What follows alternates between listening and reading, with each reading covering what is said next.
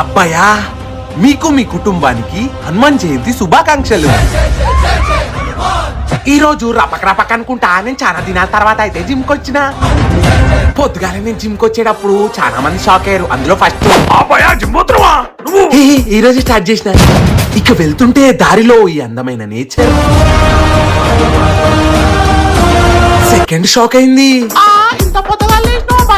Third, అరే bye bye ఏంటి bye నువ్వు జిమ్ పోతున్నావు, ఎంత పొద్దుగా లేచినావు అంటే అబ్బా బాబా బాయ్ నీకన్నా ముందు దొరుకుతాం బాయ్. ఇక ఫోర్త్ మా కోచర్ అన్న.